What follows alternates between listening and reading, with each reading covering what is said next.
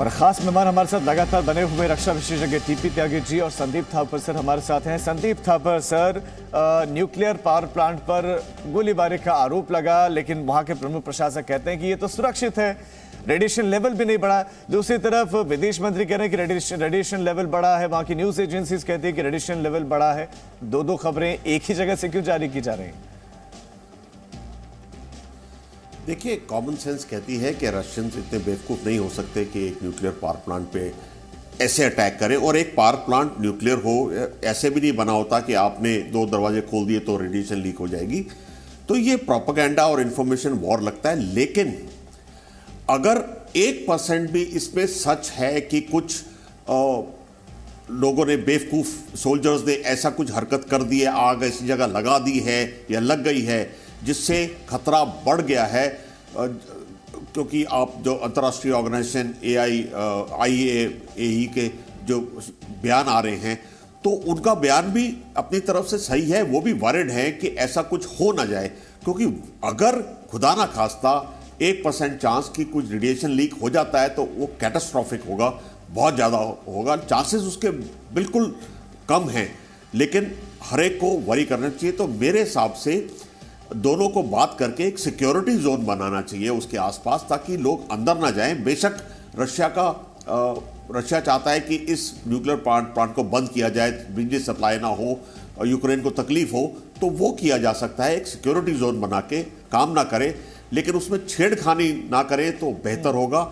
ये I think दोनों party और इंटरनेशनल प्रेशर में, लेकिन आप ये कह रहे हैं कि रशिया इस बात को भली बात समझता होगा। इंफॉर्मेशन वॉर ही ज्यादा लग रहा है। लेकिन टीपी त्यागी सर, अगर आप इन तस्वीरों को देख पा रहे हैं जो यूक्रेन ने जारी किए हैं, मैं आपसे समझना चाहूंगा कि ये कौन सा हथियार, एक जो है एक ज्वाला सी जो भीतर प्रवेश करती है और ये जो चिंगारी है ये बहुत बड़ी होती दिख रही है, ये किस तरह का हथियार है जो यूक्रेन ने जारी किया? क्या है विजुअल को देखकर आप क्या समझ पा रहे हैं, ताकि आप दर्शकों को समझाएं जरा। देखिए, हमारी जानकारी के मुताबिक 100-200 सिविलियंस ने रूस की फौज को यूरोप के इस सबसे बड़े न्यूक्लियर प्लांट के ऊपर जाने से रोका था। लेकिन वो एक मामूली झड़प थी और उसके बाद इसके ऊपर कब्जा हो गया। वहाँ कोई लड़ाई नहीं हुई, कोई हथियार नहीं चला, और जो कुछ दिखाया जा रहा है ये सिर्फ इंफॉर्मेशन प्रोपेगेंडा है, इस बात के लिए कि सिंपैथी हासिल की जाए और एक अंदेशा कि अगर कहीं कुछ हो गया तो पहले से ग्राउंड बना लो। सर, क्या एक्सीडेंट नहीं होते? मुझे ये बताइए, क्या चेर्नोबिल के ऊपर किसी ने हमला किया था? वहाँ पे एक्सीडेंट ही हुआ था ना। तो एक्सीडेंट तो कहीं भी हो सकते हैं, लेकिन इसके ऊपर कोई हमला नहीं किया गया। ये इंफॉर्मेशन प्रोपेगेंडा है। जहाँ तक ये कहते हैं कि परमाणु आतंक फैला रहा है, अरे ये जो डिज़ाइंड और डेलिब्रेटेड और मेलाइन इंटेंशन से दिए गए बयान है, क्या कोई इनसे पूछे कि हिरोशिमा और नागासाकी पे परमाणु आतंक की शुरुआत किसने की थी? और वहाँ के उसका नतीजा है कि वो तो 30 TNT का एटम बम था। आज इनके पास 800 TNT के एटम बम है। अमेरिका के पास 300 किलो न्यूटन TNT के एटम बम है। तो ये परमाणु आतंक फैलाने की शुरुआत तो वहाँ से हुई थी। और ये बयान इसलिए दिया जा रहा है क्योंकि रशिया ने कैटेगोरिकली ये कह दिया है कि कुछ भी हो जाए, हम यूक्रेन को एटॉमिक हथियार हासिल नहीं करने देंगे। यानी कि इंटेंशन यहाँ थी यूक्रेन के अंदर ये लेने की। ठीक है सर। संदीप थापर सर, अंतरराष्ट्रीय स्तर पर चीजें बहुत खराब होती जा रही हैं। ये युद्ध कब खत्म होगा? आज 9वां दिन है और कितना लंबा चलेगा? देखिए, ये तो कोई नहीं बता सकता। जब शुरू हुई थी लड़ाई, आप ही के चैनल पे मैं बैठा था और काफ़ी एक्सपर्ट्स थे, उन्होंने तो 24 घंटे भी नहीं दिए थे यूक्रेन को, जबकि मैंने बोला था कि जितना भी आदमी वीक हो, जब उसके घर पे हमला होता है तो वो लड़ता है, और यूक्रेन वही कर रहा है। सबको पता था कि रशिया स्ट्रांग है, यूक्रेन उतना नहीं है।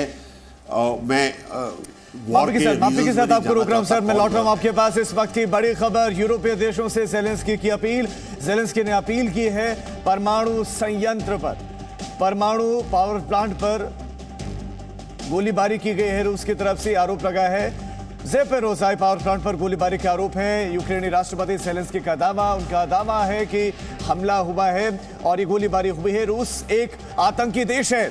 ज़ेलेंस्की ने कहा कि रूस एक आतंकी देश है, रूस आतंकी देश है। ये बड़ी टिप्पणी है ज़ेलेंस्की की रूस को लेकर। ज़ेपोरिज़िया पावर प्लांट पर गोलीबारी की है और अब उनका कहना है कि परमाणु आतंक फैला रहा है। ये बयान तो दिया ही था, लेकिन कहा कि एक वो आतंकी देश है, एक आतंकी देश है रूस, ज़ेलेंस्की ने कहा।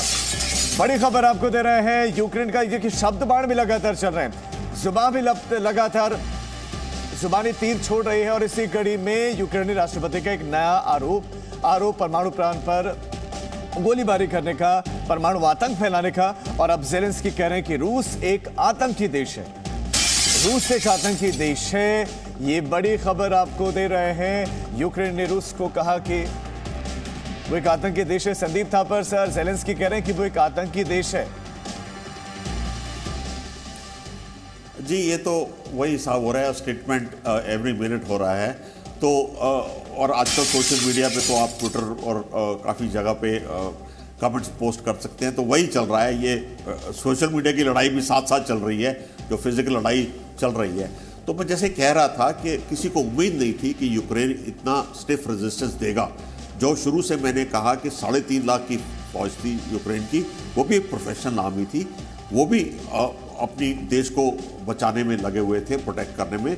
और उन्होंने अपनी रणनीति के हिसाब से जो मेजर सिटीज़ की खार्कोव और सिटीज़ में अपनी डिफेंसेस इख्तियार की। लड़ाई मैं वो बोलना चाहूँगा, पिक्चर भी बाकी है, अभी ये कैप्चर नहीं हुई है कीव की लड़ाई बड़ी घातक हो सकती है, खिंच सकती है, 8, 10, 15 दिन खिंच सकती है, क्योंकि एक शहर को, बिल्टअप एरिया को कैप्चर करना आसान नहीं होता। हर एक बिल्डिंग को सिक्योर करना पड़ता है, उसको पकड़ना पड़ता है और धीरे धीरे आगे बढ़ते हैं, क्योंकि एक भी आदमी एक बिल्डिंग के ऊपर बैठा हुआ एक हथियार के साथ आपकी एडवांस को रोक सकता है। तो ये बिल्टअप एरिया की लड़ाई तभी आपने देखा होगा बहुत डिलिबरेट तरीके से रशिया जा रहा है।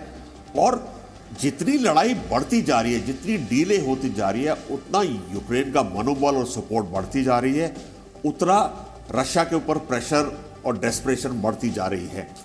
तो अभी कुछ नहीं कहा जा सकता कि लड़ाई कल खत्म होगी या हफ्ता या महीना चलेगी, लेकिन हाँ, यूक्रेन वीकर नेशन है, कभी ना कभी उसको हार का सामना फेस करना पड़ेगा, लेकिन वो मौका कब आएगा ये अभी नहीं कह सकते। Presenting B News app, available on Google Play and App Store. Download it now.